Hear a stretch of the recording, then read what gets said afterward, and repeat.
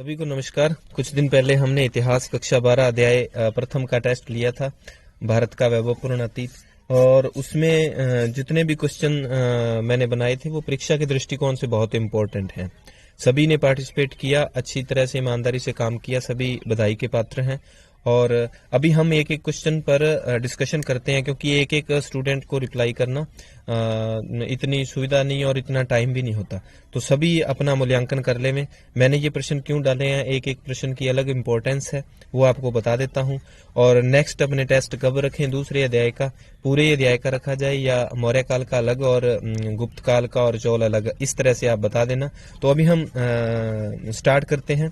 पहला प्रश्न ये था कि मिलिंद पन्हो किस धर्म से संबंधित ग्रंथ है।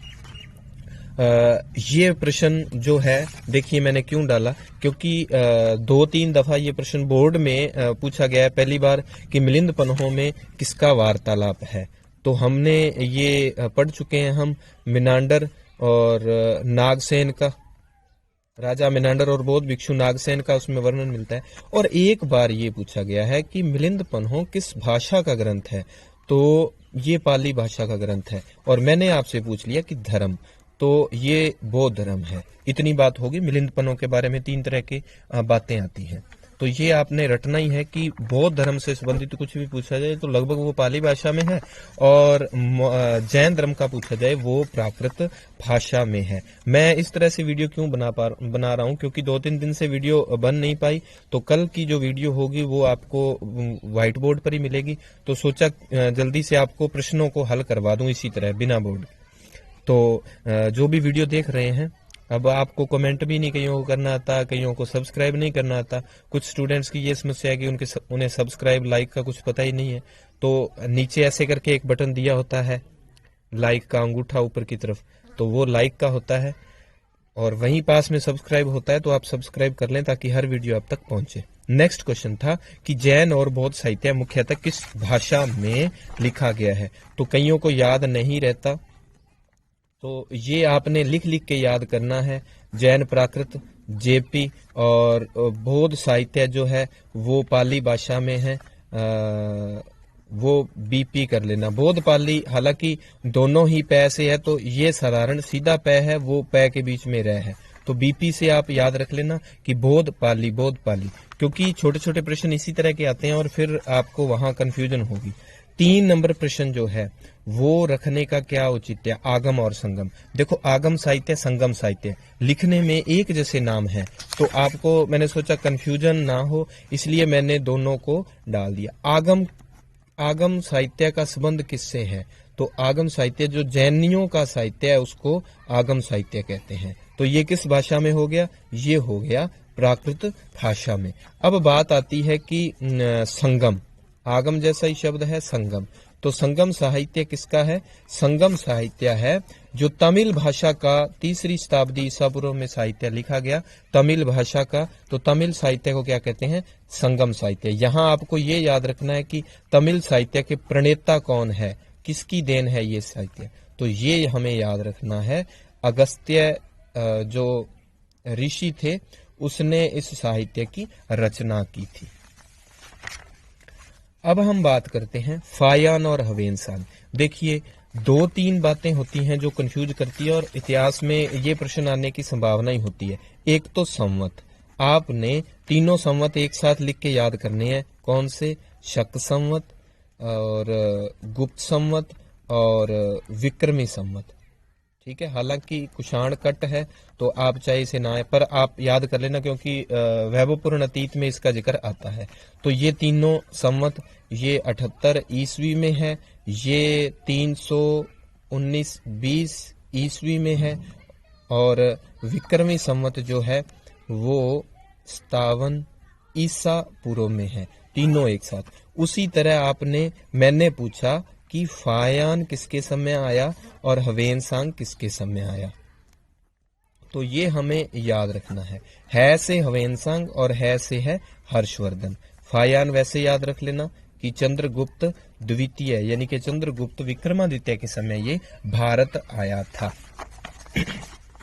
फिर हम बात करते हैं तारीख हिंद। तारीख हिंद किसकी पुस्तक है, तारीख हिंद जो है वो अल बरूनी की है। देखो दो नाम आते हैं, अल बरूनी इसने लिखी तारीख हिंद, ऐसा ही नाम एक अल उतबी है, और एक बुक आती है मिडास ऑफ गोल्ड। ये आपने बताना है कि इसका लेखक कौन है।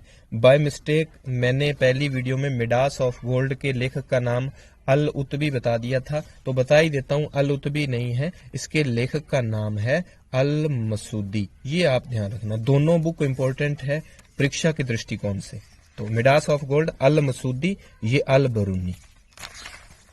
नेक्स्ट क्वेश्चन पे हम बात करते हैं, हाथी गुफा अभिलेख किस शासक का है। देखिए शासक का नाम आए, कुछ बच्चों ने ये लिखा, शायद जैसलमेर पता नहीं जोधपुर से मेरे को कॉल आई थी कि हाथी गुफा अभिलेख सर, मैंने ये लिख दिया कि ये कलिंग नरेश का था।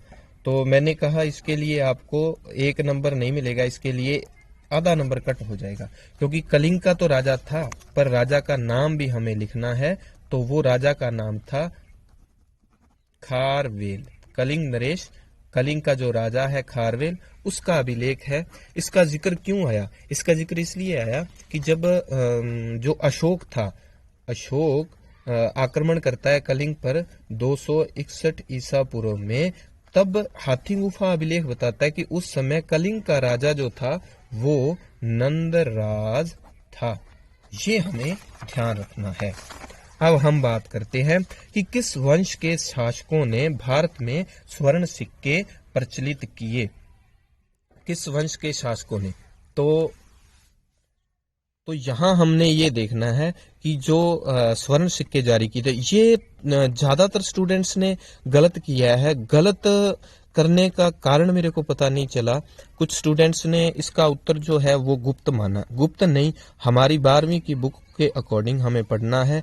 तो जो ये सिक्के जारी करते हैं वो कुषाण जारी करते हैं। अलग से मैं एक दिन चलती क्लास में कहीं आपको जिक्र कर दूंगा कि जैसे गुप्तों में सिक्कों की बात आई तो क्या बताना है। चांदी के सिक्के बहुत ज्यादा शक्कों ने चलाए थे, तो सबसे ज्यादा जो सोने के सिक्के हैं वो अपने गुप्तों ने चलाए हैं। तो पहले किसने चलाए भारत में सर्वप्रथम? वो कुषाण। स्वर्ण कुषाण, ण ण ण ण, यहाँ याद रखना, कुषाण स्वर्ण सबसे पहले ये चलाते हैं। तो किस पुस्तक में नौकाओं के निर्माण का उल्लेख किया गया है? यहां मैं आपको एक बात बताना चाहूंगा कि पहले अध्याय में हमने लगभग सब कुछ कर लिया है, लेकिन 2 टॉपिक, एक तो है जिस पर हम मान सकते हैं कि 3 या 4 नंबर का एक क्वेश्चन, 3 नंबर का मान लो 4 का, कि प्राचीन भारत में नौका यान से संबंधित या नौका निर्माण से संबंधित आपने टिप्पणी करनी है या लिखना है उस पर, तो ये आपने अच्छे से याद करना है। इसके बारे में हम लिखेंगे क्या? लिखना वही है कि उस समय जो नौकाओं के माध्यम से व्यापार भी होता था, ठीक है, अलग अलग तरह से, तो उसमें हमें जिक्र करना पड़ता है लोथल बंदरगाह का, और इस तरह से अलग अलग वो दिया हुआ आपकी बुक में, अच्छे से याद कर लेना। लेकिन यहां हम बात करते हैं एक शॉर्ट क्वेश्चन की कि किसमें नौकायान। तो राजा भोज है, मालवा धार राजधानी, राजा भोज है, उसने ग्रंथ लिखा था युक्ति कल्पतरु। तो युक्ति कल्पतरु जो ग्रंथ है उसमें नौकायान, नौकाओं के निर्माण की बात की गई है। ये बड़ा इंपॉर्टेंट क्वेश्चन है। तो एक तो 3-4 नंबर का क्वेश्चन यहां हमें याद करना है, और एक क्वेश्चन भारत का सांस्कृतिक विस्तार जो है, मतलब विदेशों में जावा, सुमात्रा, उस तरफ हमारी संस्कृति का जो विस्तार हुआ, जैसे वहां हम बात कर लें कि अंगकोर वाट का स्मारक, तो अंगकोर वाट का स्मारक कहाँ बना था? कंबोडिया में। जैसे यहाँ जिक्र आता है बोरोबदूर के स्तूप का, एक बहुत बड़ा स्तूप था बोरोबदूर स्तूप, वो कहाँ पर है? वो जावा में। तो इस टॉपिक में इस चीज का जिक्र आता है अंगकोर वाट, बोरोबदूर, आपकी 12th क्लास की बुक में। तो ये 2 क्वेश्चन आपको परीक्षा के दृष्टिकोण से अलग से देखने होंगे। हालांकि एक पेपर हम इसका कोशिश करेंगे, 2 पेपर और जब हम रिपीट करेंगे, नहीं तो 1 पेपर तो हम इसका लेंगे ही, तब इसमें इसका जिक्र हो जाएगा दोनों क्वेश्चंस का। हम नेक्स्ट क्वेश्चन की बात करते हैं। 8 हो गया, अब 9 नंबर। किसके निर्देशन में भारतीय पुरातात्विक सर्वेक्षण विभाग की स्थापना की गई? यहाँ कुछ स्टूडेंट्स को ये प्रॉब्लम आई कि मैंने पूछ लिया भारतीय पुरातात्विक विभाग, तो यहाँ कंफ्यूजन का कारण ये था कि जब हम सिंधु घाटी सभ्यता पढ़ते हैं ना, तो सिंधु घाटी सभ्यता में बात आती है कि 1904 में पुरातात्विक जो विभाग था उसका जो निदेशक था वो सर जॉन मार्शल था, इसका जिक्र आता है। तो यहाँ कंफ्यूजन ये आ गई कि भारतीय पुरातात्विक विभाग की मैंने इसीलिए सन लिखा कि 1861 में किसके निर्देशन में स्थापना हुई, तो उसका उत्तर है कनिंघम। ध्यान रहे आपको, किसी भी सभ्यता की जब खुदाई होती है तो भारतीय पुरातात्विक विभाग जो है, पुरातात्विक विभाग द्वारा उसका खुदाई का कार्य किया जाता है। तो इसका नाम आपके लिए जरूरी नहीं है याद रखना, इसका नाम बुक में इसलिए दिया गया है कि जब सिंधु घाटी सभ्यता की खुदाई का कार्य शुरू होता है तो उस समय पुरातात्विक विभाग के 1904 में जब इस पर बात चली तो उस समय पुरातात्विक विभाग के निर्देशक मार्शल थे। जैसे हमारा पीएम 5 साल बाद बदलते रहते हैं, राष्ट्रपति का बदलाव होता रहता है, उस समय इसके निदेशक का भी बदलाव होता रहता है। तो हमें ये याद रखना कि पहला निदेशक कौन था, कनिंघम। कब स्थापना होती है, 1861 में। अब हम बात करते हैं कि विशाल स्टेडियम के साक्ष्य कहां से मिले हैं। तो विशाल जो स्टेडियम है, देखो ये मिला है धोलावीरा से। धोलावीरा को याद रखने के लिए आपने वीरा से याद रखना है विराट कोहली। तो विराट कोहली जो एक खिलाड़ी है, तो विराट कोहली कहाँ खेलता है, स्टेडियम में खेलता है। वेरी सिंपल, तो ये आपके याद रह जाएगा, वीरा धोलावीरा, वीरा से विराट कोहली, तो स्टेडियम के साक्ष्य कहाँ, धोलावीरा। एक और कि ये प्रश्न पूछा जाता है कि उत्तम जल प्रबंधन, सिंचाई की बढ़िया व्यवस्था, उत्तम जल प्रबंधन, ये कहाँ था, ये भी धोलावीरा। तो आपको पता नहीं होगा, विराट कोहली के लिए पीने वाला जो पानी वो काफी टाइम तक फ्रांस से, फॉरेन की कंट्रियों से आता रहा था। तो आपने ये याद रख लेना है कि कोहली है, अच्छा खिलाड़ी है, खेल रहा है, और इसके लिए जो पीने का पानी है वो बड़ा ही उत्तम आता है। तो उत्तम जल प्रबंधन कहाँ हो गया, धोलावीरा। ये आपने याद रखना। एक बात आप यहाँ याद रखें, हमारे जो मानचित्र आता है तो मानचित्र पर हम अलग से डिस्कशन जरूर करेंगे, पर इतना ध्यान रहे कि गुजरात और यूपी दो ऐसी जगह है मानचित्र के दृष्टिकोण से, यहां से एक एक बात पूछी जाती है। धोलावीरा और लोथल दोनों गुजरात में पड़ते हैं, दोनों की स्थिति आपने मानचित्र में देखनी है, बहुत इंपॉर्टेंट है, अक्सर पूछ ली जाती है और उम्मीद है इस बार भी पूछी जाएगी। अब हम शॉर्ट क्वेश्चन पे बात करते हैं। पुराणों के प्रमुख कितने विषय हैं, वे कौन कौन से हैं। पुराण पर आप लोगों की कंफ्यूजन का कारण कुछ की कि पुराणों के कुल 5 विषय हैं। है कौन कौन से, आपको पता ही है, सर्ग, प्रतिसर्ग, वंशानुचरित, मनवंतर, इस तरह से 5 इसके विषय बन जाते हैं। लेकिन कंफ्यूजन का क्या कारण रहा, एक बात आती है, ये शब्द आते हैं शिक्षा, कल्प, निरुक्त, छंद, ज्योतिष। कुछ बच्चे इसकी बजाय पुराणों की संख्या 5 के सर्ग, प्रतिसर्ग, वंशानुचरित, मानव, मनवंतर ये लिखने की बजाय वो क्या लिख रहे थे, शिक्षा, कल्प, निरुक्त, या कईयों ने इनके बीच में ये जोड़ दिया था। तो आपको पुराणों के 5 विषय ये अच्छे से याद रख लेना। ये जो है ये क्या है, ये है वेदांग। ये कुल कितने हैं, 6, एक साथ याद करना आप, ध्यान रहे। पुराणों में याद रख लेना कि सबसे पुराना पुराण जो है वो मत्स्य पुराण है, इस तरह से आपके ये याद रह जाएगा।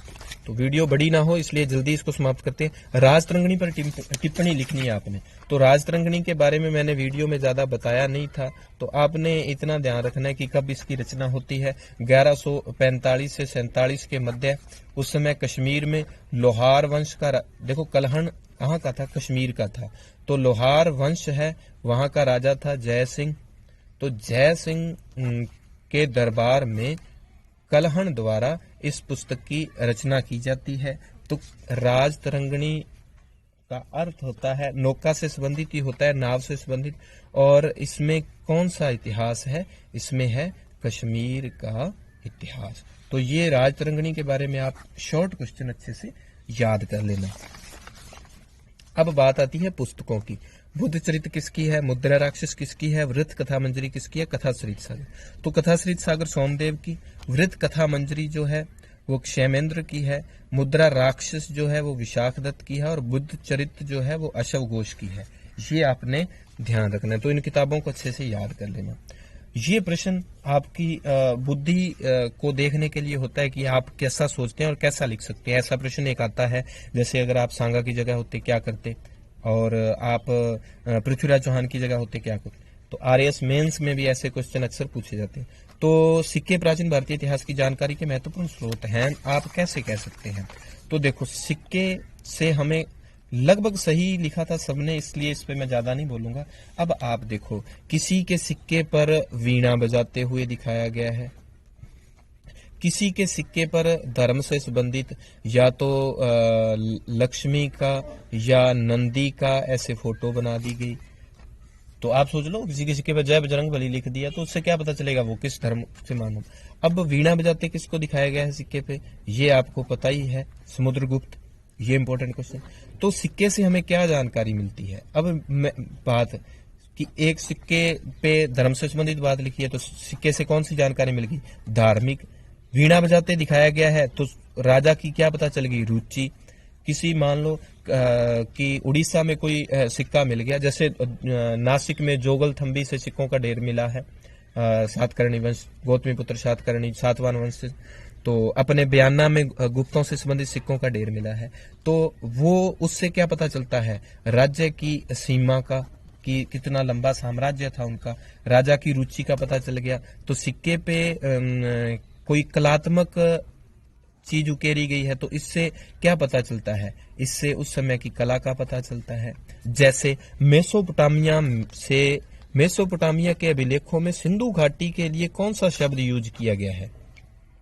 तो सिंधु वालों को वो कहते थे मेलुहा। मेसोपोटामिया पे उनकी मोहर मिली है, उस पर मेलुहा लिखा गया है। तो मोहर है, सिक्का है। तो इससे हमें क्या पता चल गया, इससे हमें पता चल गया कि हमारा जो बिजनेस था सिंधु घाटी का, वो मेसोपोटामिया के विदेशी लोगों से भी था। तो सिक्के से और क्या जानकारी मिल गई, और हमें व्यापार की जानकारी मिल गई। इस तरह से आसान आसान बातें, इसको समझकर आपने याद करना है, रटना नहीं है।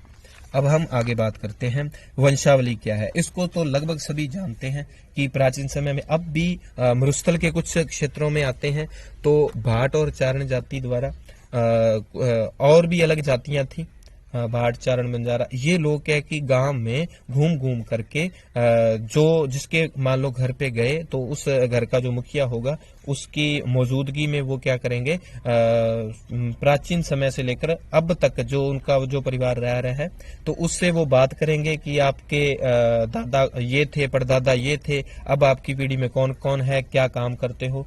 तो वो घूम फिर के एक उनके वंशावली एकत्रित करते थे, जिससे हमें प्राचीन समय के राजाओं के या परिवारों के वंश का पता चलता है, उनकी रुचि का पता चलता है। तो ये सब चीजें वंशावली से हमें पता चलती हैं। तो ये लगभग सभी ने सही किया।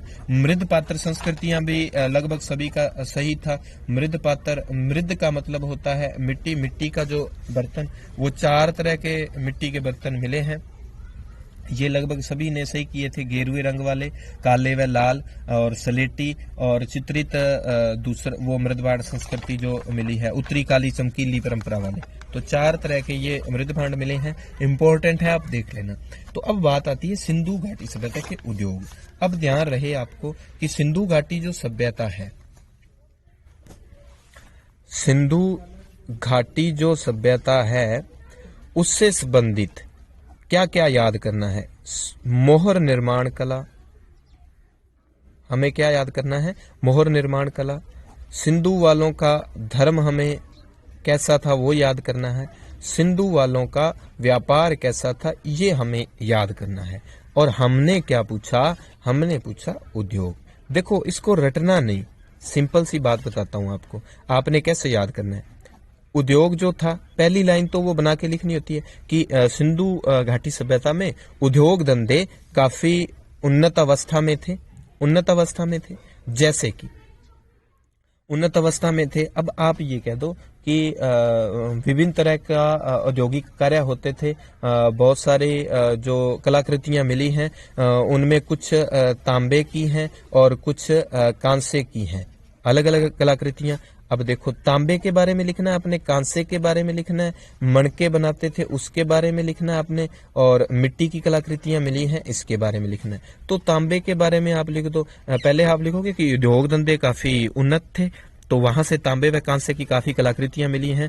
तांबे के कलाकृतियों में जैसे मछली पकड़ने के कांटे हम बात कर लें, शैनी, और आप तांबे की तलवार, इस तरह से कुल्हाड़ी, छोटी छोटी चीजें जो मिली हैं तांबे की। और कांसे में आप एक उदाहरण लिख दो कि कांसे की नर्तकी की मूर्ति मिली है। तो कांसे की नर्तकी की मूर्ति कहाँ से मिली है आपको पता ही है, ये मिली है मोहनजोदड़ो से। मोहनजोदड़ो जिसकी खोज 1922 में राखलदास बनर्जी करते हैं। तो थोड़ा सा तांबे पर लिख दो, थोड़ा सा कांसे पर लिख दो, कुछ आप लिख दो कि सिंधु घाटी सभ्यता में मणके निर्माण का कार्य काफी उन्नत था। मणके निर्माण के 2 केंद्र थे, लोथल प्लस चनहुंदड़ो। अब मणकों में लिख दो कि मणके किस चीज के बनते थे, मणके सोने के, चांदी के, सिप्पी के और तांबे के, इस तरह से तो मणके काफी तरह से बनते थे। और एक बात लिख दो कि वहां पर मिट्टी के बर्तन भी काफी मात्रा में मिले हैं। और मिट्टी की बात होगी, मणके की होगी, कांसे की होगी, तांबे की होगी। और अब एक बात लिख दो कि मोहर निर्माण का कार्य भी काफी उन्नत था। और मोहरें जो है वो किससे बनती थी, वो बनती थी सेलखड़ी की। बस, रटना कुछ नहीं, याद रखो कि उद्योग, देखो उद्योग में क्या क्या होता है। उद्योग का मतलब है फैक्ट्री, तो अलग अलग चीज की फैक्ट्री है। अब फैक्ट्री में कपड़ा भी बनता है, तो आप ये भी लिख सकते हो वस्त्र निर्माण भी काफी उन्नत अवस्था में था। तो उद्योग से फैक्ट्री याद रखो। फैक्ट्री में क्या कुछ बनता है, फैक्ट्री देखो तांबे से संबंधित होती है, कांसे से भी, लोहे की भी होती है। तो लोहा नहीं था, लोहा नहीं लिखना आपने, भूल से भी लोहे से परिचित नहीं है। तो तांबा लिख दो, मणके बनते हैं, मिट्टी के बर्तन, फैक्ट्री में अलग अलग चीजें बनती है, कपड़ा बनता है, तो यहाँ कपड़ा भी था। बस, रटने की जरूरत ही नहीं। अब हम बात करते हैं कि आरण्यक साहित्य क्या है, ब्राह्मण साहित्य। तो अरण्य का अर्थ होता है जंगल। तो ऋषि मुनियों ने एकांत जंगल में जाकर जिस साहित्य की रचना की वो अरण्यक साहित्य है। और ब्राह्मण साहित्य जो कि कर्मकांड पर आधारित साहित्य जो था वो ब्राह्मण साहित्य था। तो अब बात आती है कि प्राचीन भारतीय इतिहास में चीनी विवरण का वर्णन करो। तो चीनी विवरण आपने वर्णन करना है, तो वही जो मैंने पहले पूछ लिया, एक प्रश्न तो पूछा ही हुआ है कि चीनी विवरण में आप क्या करोगे।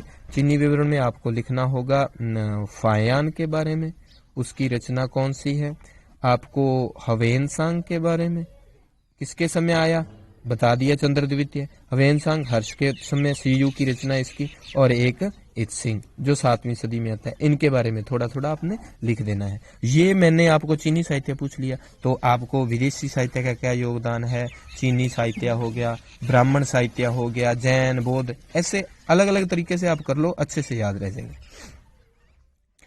अब बात आती है प्राचीन भारतीय इतिहास में अंतिम प्रश्न, जो पुरातात्विक स्रोत है या तो वो लिख दो या लिख दो साहित्यिक स्रोत। अब देखिए, आपने प्रश्न लिखा, अगर आप बोर्ड में बढ़िया नंबर लेना चाहते हो तो मैं आपको कहूंगा ऐसा अगर प्रश्न आता है तो उसी तरह सारणी बनाकर लिखो।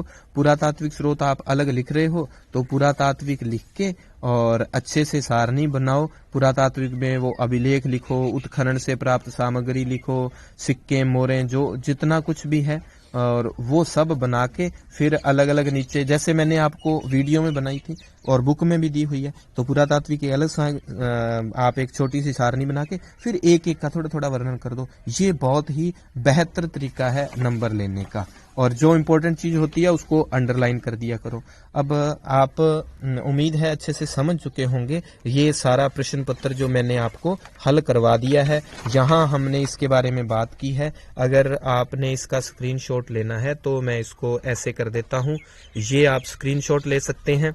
और एक हमने बात की है इसके बारे में, तो यहाँ आपने स्क्रीनशॉट लेना है तो आप इसका स्क्रीनशॉट ले सकते हैं।